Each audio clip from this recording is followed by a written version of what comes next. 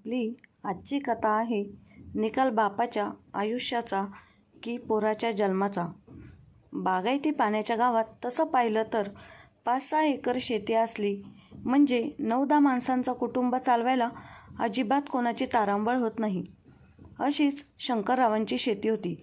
पावसाळा चांगला झाला म्हणजे त्यांच्या 2 विहिरी काठाबरोबर भरून यायच्या. दुष्काळी गाव होतं तरी त्यांची सगळी शेती कॅनॉलच्या बाजूला असल्यामुळे पाऊस झाला किंवा कॅनॉलला पाणी आलं की मोठी विहीर आपोआप भरायची. वरून पाऊस टिपटिप पडायचा आणि विहीरसुद्धा थेंबे थेंबे तळेसाचे असं होऊन पाणी वरवर सरकायचं. विहीर एकदा तुडुंब भरली की डोंगराच्या बाजूला असलेल्या एका रानावरती पाणी साचवण्यासाठी शेततळे केलं होतं. मग विहिरीतलं पाणी त्या तळ्यामध्ये सोडायचं. एकदा की ती शेततळे पूर्ण भरून झालं की मग वर्षभर कशाचीच कटकट नसायची. जसं जगण्यासाठी माणसाला श्वास लागतो तसंच शेतीसाठी शेतमालासाठी पाणी लागतं. मागच्या वर्षी असंच जेमतेम एका पाण्यावर हरभरा आणि 2-3 पाणी देऊन शंकररावांनी गहू काढला होता. गावातले बाजूचे सगळेजण त्यांच्यावर जळायचे. लहान भाऊ सोपान कधीच देवाघरी निघून गेला होता तर मोठा भाऊ विजय दादा नाशिकला भाजीपाला विकायचा. आई बाप सगळ्यांना लहानपणीच सोडून देवाघरी गेले. तेव्हापासून शंकररावांनी शाळा सोडून शेतीची कास धरली होती. आज तब्बल 40-45 वर्षे झाली तरी त्यांची शेती एकत्रित हेच करत होते. शेती करून आपल्या कुटुंबाचा उदरनिर्वाह शंकरदादा करत असायचा. शंकरदादांची पत्नी सीताबाई त्या देखील त्यांच्या खांद्याला खांदा लावून काम करत असायच्या. सर्वसामान्य गरीब कुटुंबातील माणसं, आपल्या मातीशी आणि कष्टाशी एकनिष्ठ असणाऱ्या असे हे कुटुंब. सीताबाईंना आणि शंकरदादांना एकच मुलगा होता, संतोष. संतोष हा लहानपणापासून अतिशय हुशार होता शाळेमध्ये. आईवडिलांनी त्याला कधी कोणतीही गोष्ट कमी पडू दिली नाही. दादा तरी इतके लाड करायचे की शाळेत जात असताना त्याच्या पायाला माती लागू नये म्हणून 4थीपर्यंत स्वतः त्याला उचलून घेऊन जात असायचे. इतक्या लाडामध्ये वाढलेला संतोष काही दिवसांनी मोठा झाल्यानंतर सीताबाईंनी आणि त्याच्या घरच्यांनी त्याचं एका मुलीसोबत लग्न लावून दिलं. दोघांचा संसार अगदी सुखाचा चालू होता. संतोष नोकरीनिमित्त मुंबईला गेला असायचा. गडगंज पगार आणि स्टँडर्ड राहणीमान असं त्याचं वागणं होतं. परंतु या सगळ्या दरम्यान त्याला एक व्यसन लागलं, ते म्हणजे दारूचं. जणू की काय त्या दारूने पूर्ण त्याचं आयुष्य बर्बाद केलं होतं. एवढा हुशार मुलगा परंतु त्या दारूपायी वायाला गेला होता. दोन्ही म्हातारे आईबापांना खूप वाईट वाटायचं. अरे बाबा, एकुलता एक मुलगा, सगळ्या संपत्तीचा वारसदार, देवाच्या कृपेने कशाची कमी नाही, परंतु हा असा उघड्या डोळ्यांसमोर वायाला गेला आहे याचं टेन्शन दोन्ही आईबापांना जीवन जगत होते. परंतु एक दिवस असंच घरात वादळ घुसलं. अचानक त्या संतोषने होत्याचं नव्हतं सगळं करून टाकलं. एक दिवस संतोष गावी आला आणि त्याच्या बाबांना म्हणजेच शंकररावांना म्हणाला, या पेपरवरती सह्या करा. शंकररावांनी विचारलं, हे कसले पेपर आहेत? त्यावेळी संतोषने सांगितलं, 100 प्रश्न विचारू नका, मी तुम्हाला इथे उत्तर द्यायला आलेलो नाही. गपगुमान सह्या करा. नाहीतर काय करशील तू? धमकी देतोयस का आम्हाला? संतोषने सांगितलं, धमकी नाही, डायरेक्ट ॲक्शन घेतोय. असं म्हणून संतोषने डायरेक्ट शंकररावांची कॉलर पकडली. संतोषचं हे रूप बघून सीताबाईंनी सांगितलं, अहो धनी, करून टाका. कशाला आता या म्हातारपणामध्ये आपल्या आबरूचे दिंडवडे पोराकडून काढून घेत आहे? असं म्हणून सीताबाईंनी विनंती केली. संतोषला घाबरून शंकररावांनी पेपरवरती सह्या केल्या. सह्या झाल्यानंतर संतोषने सांगितलं, आता कायदेशीर सगळी शेती प्रॉपर्टी माझ्या नावावरती झाली आहे. राहता राहिलं ते गावचं घर. ठीक आहे, जोपर्यंत तुम्ही जिवंत आहात तोपर्यंत राहा, मजा करा. असं म्हणून संतोष आपल्या तोऱ्यामध्ये निघून गेला. परंतु शंकरराव आणि सीताबाई संतोषच्या वाटेकडे डोळे लावून पाहतच बसले. अरे, काय करून गेला पोरगा हा, आणि आपण का सही केली? आई वडील गेल्यानंतर सगळी जमीन माझ्या नावावरती उतरली. एक भाऊ तर देवाघरी आधीच निघून गेला. परंतु मोठा दादा अजून आहे ना, मग बाकीचा त्यालाही मिळायला हवा. त्याला निम्मी वाटणी देणं हे माझं कर्तव्य आहे. आजपर्यंत सगळी शेती मी एकट्यानेच केली. का तर तो नाशिकला राहत होता. परंतु शेवटी त्याच्या मुलांनाही शेतीची गरज आहेच ना. मग हे संतोषने असं कसं केलं? सगळी शेती त्याच्या एकट्याच्या नावावरती कशी करू शकला? शंकररावांना आणि सीताबाईंना खूप टेन्शन आलं आणि रडू लागले. काय करून बसलो आपण हे सगळं आता? मोठ्या दादांनी प्रश्न विचारला तर त्याला काय उत्तर द्यायचं? मी आता कुठून त्याची वाट मी काढून देऊ, असं म्हणून शंकरराव रडत होते. संतोष मात्र निघून गेला होता. काही दिवस गेल्यानंतर शंकररावांचा मोठा भाऊ गावी आला. मात्र शंकररावांनी काहीही विषय काढला नाही. कोणत्या तोंडाने याला सगळ्या गोष्टी सांगायच्या, आणि सांगितल्या तरी तो काय याच्यावरती उत्तर देईल, असे सगळे प्रश्न मनामध्ये यायचे. आणि सगळ्या प्रश्नाचे उत्तर यायचं, ठीक आहे नको सांगू आता, जेव्हा तो विचारेल तेव्हा त्याला काय उत्तर द्यायचं तेव्हा पाहू. काही दिवस पलटल्यानंतर संतोषचा जॉब देखील त्याच्या हातातून ह्याच कारणामुळे गेला. दिवसेंदिवस त्याचं वाढत चाललेलं दारू पिणं आणि चुकीची वागणूक. बायको देखील या सगळ्याला कंटाळली होती. परंतु तिच्या हातामध्ये सगळा पैसा अडका येत असल्यामुळे ती देखील काही बोलली नाही. परंतु आता नवऱ्याचा जॉब गेला, पैसा हातामध्ये येत नाही. त्यावेळेस त्या बायकोने संतोषच्या मनामध्ये चुकीचं काही भरवलं आणि सांगितलं, तुम्हाला गावी शेती आहे, इथे राहून आपलं काही भागत नाही, त्यामुळे तुम्ही ती गावी शेती ती विका आणि पैसे घेऊन या. बायकोचं सांगणं संतोषला पटलं आणि तो कुठलाही पुढचा मागचा विचार न करता 3 महिन्यांनी गावाला आला आणि 1 एकर शेतीचा सौदा केला आणि ती विकून टाकली. शेती विकल्याच्या नंतर मिळालेले पैसे घेऊन संतोष पुन्हा मुंबईला निघून आला. परंतु काही दिवसांनी ही बातमी शंकररावांच्या कानावरती गेली. जेव्हा त्या लोकांनी ही शेती विकत घेऊन संतोषला पैसे दिले होते, ते लोक आता शेतीमध्ये ताबा घेण्यासाठी आले होते. त्यावेळी त्या लोकांना शंकररावांनी अडवलं. परंतु त्या लोकांनी स्पष्ट शब्दांमध्ये सांगितलं, तुमच्या मुलाने ही शेती आता आम्हाला विकली आहे, यामध्ये तुमची कोणतीही बळजबरी किंवा अधिकार राहणार नाही. या शेतीच्या बदल्यात आम्ही तुम्हाला 50 लाख रुपये दिलेले आहेत. आता शंकररावांना देखील काय करावे समजत नव्हतं. परंतु बघता बघता ही बातमी शंकररावांच्या मोठ्या भावाच्या म्हणजेच विजयदादांच्या कानावरती गेली आणि त्यांना मोठा धक्का बसला होता. ज्या भावाला मी संपूर्ण आयुष्यभर माझी शेती खाण्यासाठी दिली होती, त्याच भावाने मला फसवलं. असा गद्दार माझा भाऊ निघाला. शेती गपचूप सगळी मुलाच्या नावावर करून दिली आणि विकायला देखील सुरुवात केली. विजयदादा 2 दिवसातच गावी आले आणि शंकररावांना आणि सीताबाईंना जाब विचारू लागले. त्यावेळी शंकररावांनी विजयदादाला पहिल्यांदा जाऊन मिठी मारली आणि रडू लागला मोठमोठ्याने. विजयदादा म्हणाला, अरे सगळं करून भागलं आणि आता का रडत आहेस? त्यावेळी शंकररावांनी सांगितलं, दादा आधी काय झालं ते जाणून तर घे ना. विजयदादा चिडूनच म्हणाला, आता अजून काय जाणून घ्यायचं बाकी राहिलं आहे? सांग आता, ऐकू दे एकदाचं. शंकररावांनी घडलेली सगळी घटना रडतच दादाला सांगायला सुरुवात केली. अरे दादा, आपल्या खानदानाचा एकुलता एक मुलगा म्हणजे संतोष. आपले आईवडील तर आपल्याला सोडून लवकरच देवाघरी निघून गेले. त्यानंतर सगळी शेती ही माझ्या नावावरती उतरली. का तर तू मुंबईला होता म्हणून. आईवडिलांनी सगळी शेती माझ्या नावावर करून तुम्हाला वारसदार लावलं होतं. त्यानंतर आपला लहान भाऊ तोही आपल्याला सोडून देवाघरी निघून गेला. राहिलं फक्त आपण दोघेच. त्यातही तुला 2 मुली आणि मला एकच मुलगा. घराचा वारस आणि एकुलता एक असल्यामुळे वंशाचा दिवा म्हणजे आपला संतोष. असं म्हणून आपण सगळ्यांनीच त्याचे खूप लाड केले. परंतु त्याचं लाडाचे परिणाम आज मला भोगावे लागत आहे दादा.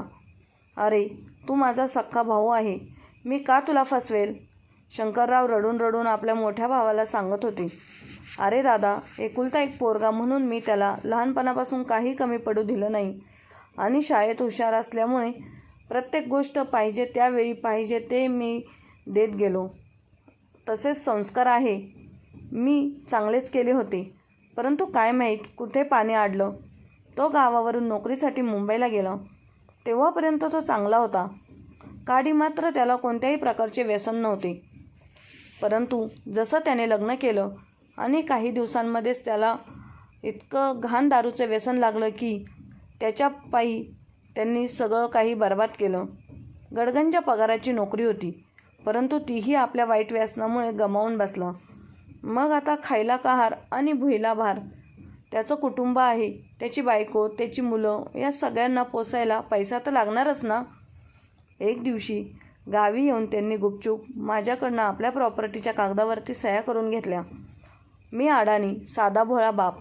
त्याने मला डायरेक्ट पेपर सह्या करण्यासाठी दिले आणि मी सह्या करत नव्हतो तर त्याच्या आईला आणि मला धमकी देऊन माझी कॉलर पकडून माझ्याकडून जबरदस्तीने सह्या करून घेतल्या. सह्या तर केल्या, परंतु मला पश्चाताप झाला होता. काय करणार होतो मी? तरी मलाही वाईट वाटत होतं.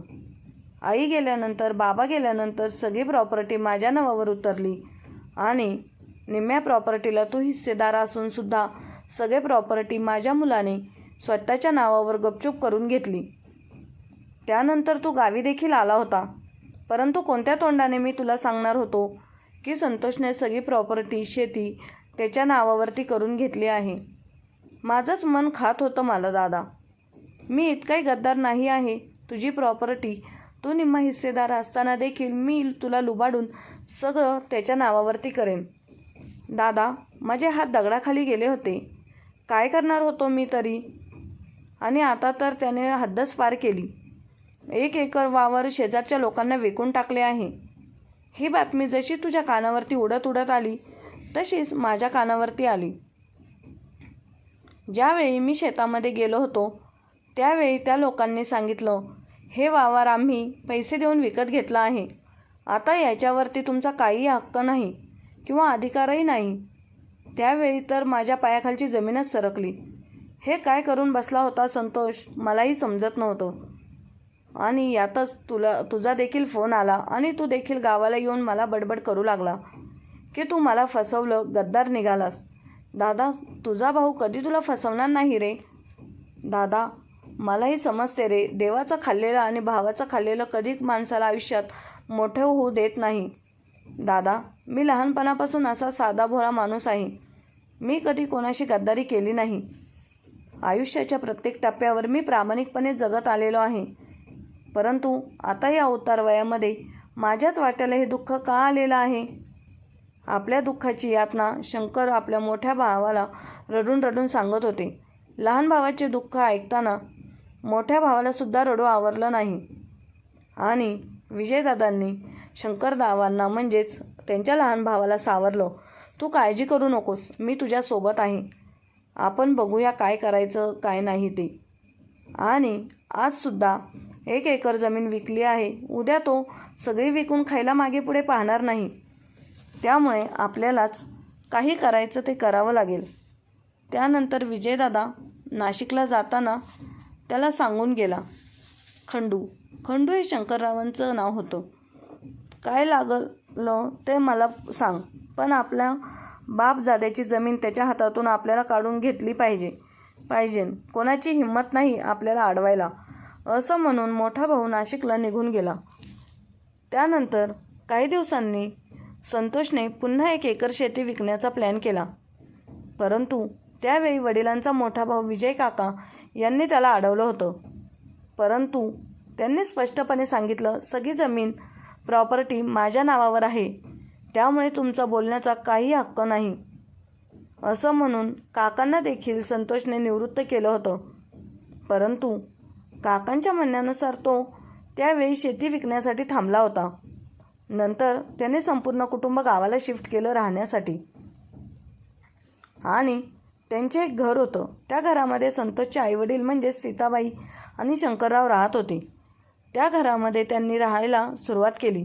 परंतु संतोषच्या बायकोला संतोषचे म्हातारे आईवडील घरामध्ये सहन होत नव्हते. म्हणून तिने संतोषला स्पष्ट शब्दांमध्ये सांगितलं, एक तर या घरामध्ये तुमचे आईवडील राहतील, नाहीतर मी. तसंही संतोषला त्याच्या आईबाबांबद्दल काही पडलेलं नव्हतं. म्हणून त्याने सरळ त्याच्या आईवडिलांना घराच्या बाहेर काढलं आणि स्पष्ट शब्दांमध्ये सांगितलं, आम्हाला आता तुमची अडगळ सहन होत नाही आहे. त्यामुळे तुम्ही आपल्या जुन्या घरामध्ये जाऊन राहू शकता. संपूर्ण जीवनभर कष्ट करून उभारलेल्या घरामध्ये आज मुलाने हक्क सांगितला आणि आम्हाला घराबाहेर काढलं. ही सगळी हकीकत निमूटपणे सहन करून सीताबाईंनी आणि शंकररावांनी त्या घरामधून काढता पाय घेतला आणि त्यांच्या वडिलोपार्जित घरांमध्ये राहायला निघून गेले. कारण दुसरा काहीच मार्ग नव्हता. आणि पोराच्या हट्टापुढे आपण तरी काय करणार आहे? कोणाला काय सांगणार? आपलेच दात आणि आपलेच ओठ आहे. सीताबाई तर देवाला प्रार्थना करायच्या, अरे देवा, या म्हातारपणी या उतारवयामध्ये काय काय हे भोगायला लागलं आहे. कोणाच्या जन्माचे पाप म्हणावं म्हणून मुलगा जन्माला आला आणि कुठे आमचे संस्कार कमी पडले म्हणून त्यांनी असं दारू पिऊन धिंगाणा घालून सगळ्याच काही होत्याचं नव्हतं करावं. देवा पांडुरंगा, आता या म्हातारपणामध्ये हे सगळं सहन करण्यापेक्षा उचल रे बाबा. कशाला उघड्या डोळ्यांनी पोराच्या आयुष्याचं बर्बाद होताना पाहू आम्ही. सहन होत नाही. तेव्हा आता ज्या पोराला तळहाताच्या फोडाप्रमाणे जपलं, लहानाचं मोठं केलं, आता तोच परवा आज रस्त्यावर आला आहे आणि त्याच्यामुळे आम्हालाही बेघर व्हावं लागलं आहे. असं म्हणून सीताबाई देवघरातल्या देवापुढे हात जोडून रडत होत्या. शंकरराव मात्र एका कोपऱ्यामध्ये जाऊन शांत बसलेले होते. कदाचित तेही कोणत्या तरी विचारक्रमामध्ये हरवलेले असावे. काही दिवसानंतर पुन्हा संतोषने काही जमीन विकण्यासाठी काढली. परंतु त्यावेळी विजय काकांनी अडवलं आणि स्पष्टपणे कोर्टामध्ये केस केली. केस करण्या अगोदर शंकरराव त्यांनी सगळं काही स्पष्ट सांगितलं होतं. दोघा भावांनी मिळूनच हा प्लॅन केला होता. विजय काकांनी सांगितलं शंकररावांना होतं की तू कोर्टामध्ये संतोषच्या विरोधात साक्ष दे आणि मी कंप्लेंट करतो. दोघा भावांनी मिळून ठरवल्याप्रमाणे प्लॅन करून संतोषच्या नावावरती केस नोंदवली आणि ज्या केशीमध्ये सगळी काही जमीन होती ती पुन्हा एकदा दोघा भावांच्या नावावरती अर्धी यादी केली गेली. 1 एकर विकली असल्यामुळे विजय काकांनी 1 एकर जमीन जास्त घेतली होती. आता पुन्हा एकदा सगळी शेती आणि जमीन दोघा भावांच्या नावावरती झाली होती. परंतु या सगळ्या दरम्यान संतोष हा गप्प बसणारा कधीच नव्हता. थोडे दिवस गेल्यानंतर संतोषने तो चांगला झालाय किंवा चांगला वागतोय हे दाखवण्याचं नाटक केलं. आता तर जमीन त्याच्या हातामध्ये नव्हती, म्हणून साधं दारू पिण्यासाठी त्याच्याकडे पैसा देखील नव्हता. घर चालवण्यापुरता थोडाफार असायचा, तोही बायकोच्या हातामध्ये. तो फक्त कामावाला होता. आता तो त्याच्या आईबाबांसोबत पुन्हा एकदा गोड गोड बोलू लागला, त्यांची काळजी करू लागला. परंतु हे सगळं दाखविण्याकरिता किंवा त्याच्या वागण्या बोलण्याचा खोटेपणा आहे हे सगळ्यांना कळून चुकलं होतं. एक दिवस तो त्यांच्या आईजवळ जाऊन रडत होता, आई, अगं माझ्याजवळ थोडेही पैसे राहिले नाही. मला दवाखान्यात जायचं आहे. प्लीज तू मला पैसे देशील? परंतु त्या दिवशी आईनेही पैसे दिले नाही ना बाबांनी पैसे दिले. परंतु बाबांनी त्याला दम दिला आणि सांगितलं, तो आमच्याकडून कितीही लाडीगोडी लावून पैसे उकळण्याचा प्रयत्न केला आणि तुला एकही रुपया तुझ्या हातावर टेकवणार नाही. आम्हाला संपूर्णपणे कळून चुकलं आहे तुझी काय लायकी आहे आणि काय नाही. तू माझी कॉलर पकडून माझ्याकडून सह्या करून घेतल्या आहेत, तर तू कोणत्याही थराला जाऊन काहीही करू शकतो. बाबांचे एवढं स्पष्टपणे वक्तव्य ऐकल्यानंतर संतोष गप्प बसला आणि भस्कन बाबांवरती धावून गेला आणि स्पष्टपणे बाबांना सांगितलं, बाबा 2 दिवसातच बघून घ्या माझी लायकी काय आहे. संतोष सांगतो तुम्हाला, असं म्हणून संतोष बाबांना धमकी देऊन निघून गेला. शंकररावांनी सुद्धा त्याच्या वागणुकीची सवय झाली होती. परंतु सीताबाईंना मात्र काळजी वाटत होती. शंकररावांनी सीताबाईला सांगितलं, मालकीनबाई, तुम्ही काळजी करू नका. काही वाकडं करू शकत नाही तो आता आपलं. कारण सगळीच जमीन तर आपल्याच नावावरती आहे. काय करणारे करून करून तो आपलं वाकडं. शंकररावांनी सीताबाईंना धीर दिला आणि समजावलं, परंतु मनामधील भीती त्यांची काही जातच नव्हती. रागामध्ये पोरगा धमकी देऊन गेलाय. आता नक्की काय करतोय काय सांगता येत नाही. विजयदादा मात्र आता त्यांची सगळी जमीन त्यांच्या नावावरती घेऊन नाशिकला कायमचे निघून गेले आहे. त्यांना आता कशाचीही काही देणं घेणं नव्हतं, परंतु सगळं सहन काही मात्र या दोघांनाच करावं लागत होतं. दुसऱ्या दिवशी सीताबाईंच्या गळ्यातील 5 तोळ्याचे मंगळसूत्र आणि अजून काही थोडेफार दागिने होते ते सगळं चोरीला गेले. ज्या वेळेला सीताबाईंना ही गोष्ट समजली त्यांनी त्यांच्या नवऱ्याला सांगितली, परंतु तो वरती चोराने सगळं काही धुवून नेलं होतं. दोघेही आता खूप टेन्शनमध्ये होते. घरामध्ये जेवढं काय थोडेफार सोनं होतं तेही आता चोर घेऊन गेले. ही बातमी बघता बघता संपूर्ण गावभर पसरली होती. गावातील लोक येऊन सीताबाईंचं आणि शंकररावांचं सांत्वन करत होते. ही बातमी आता संतोषच्या देखील कानावर गेली होती आणि त्याला देखील समजलं होतं आईच्या दागिन्यांची चोरी झाली. ही बातमी संपूर्ण गावाला कळली आहे. चला आईची एकदा भेट तरी घेऊन येऊ म्हणून तो त्यांच्या जुन्या घराकडे गेला आणि आईला भेटला. नंतर तो बाबांकडे आला आणि म्हणाला, संतोषने सांगितल्याप्रमाणे तिसऱ्या दिवशी बाबांना सांगितलं, बाबा सांगितलं होतं ना माझ्या वाट्याला जाऊ नका. संतोषचे हे शब्द शंकररावांना समजलं. ही चोरी दुसरे तिसरे कोणी नसून संतोषने केली आहे. मग तर त्यांना मोठा धक्काच बसतो. बाबांनी त्याला विचारलं, दागिने कुठे आहे, गपचूप काढून दे, आणि मोठमोठ्याने भांडण सुरू केलं. परंतु संतोषने सांगितलं, आता आरडावून ओरडून काही उपयोग होणार नाही. मी तर सगळे दागिने सगळे पैसे घेऊन आलो आणि आता मी जे काही पैसे आले ते तुमच्या हातामध्ये सुद्धा येऊ देणार नाही. बाबांनी चिडून त्याच्यावरती हात उचलला, परंतु संतोषने त्यांचा हात वरच्यावर पकडून त्यांचा गळा दाबला आणि सांगितलं, पुन्हा जर माझ्या वाट्याला गेले तर जिवंत दिसणार नाही. बाप लेकाच्या भांडणामध्ये सीताबाई गेल्या आणि सांगितलं, पोरा तुला काय करायचे ते कर, पण माझ्या नवऱ्याला हात लावू नकोस. आता या म्हातारपणामध्ये नाही अजून आम्हाला सहन करायचं. परंतु दोघांच्या भांडणामध्ये संतोषने त्यांच्या वडिलांचा गळा दाबला होता, परंतु सीताबाईंनी मध्ये जाऊन तो सोडवला म्हणून त्यावेळी बाबा वाचले होते. आता मात्र म्हाताऱ्या आईवडिलांना पश्चातापाशिवाय दुसरं काही उरलं नव्हतं. त्यानंतर शंकररावांनी आणि सीताबाईंनी त्यांच्या मुलाला संतोषला केव्हाही काहीही बोलले नाही किंवा त्याच्या वाटेमध्ये आडवे गेले नाही. संतोष मात्र दारू पिऊन यायचा, गावामध्ये धिंगाणा घालायचा. लोकही त्याच्या तमाशा पाहायचे. मात्र आईबाबांना वाईट वाटायचं. पाहण्याशिवाय दुसरा त्यांच्याकडे कोणताही पर्याय राहिलेला नव्हता. संतोषने पिऊन पिऊन स्वतःच्या दोन्ही किडन्या खराब करून घेतल्या होत्या आणि स्वतःच्या शरीराचा नाश केलाच होता. परंतु म्हाताऱ्या आईबाबांना सांभाळण्यापेक्षा त्यांची पूर्णपणे मानसिकता खराब करून टाकली होती. संतोषची बायको मात्र त्याला काही बोलत नव्हती, कारण तिच्या हातामध्ये पैसा येत होता. तिला पाहिजे त्या गोष्टी ती तिच्या मिळवत होती.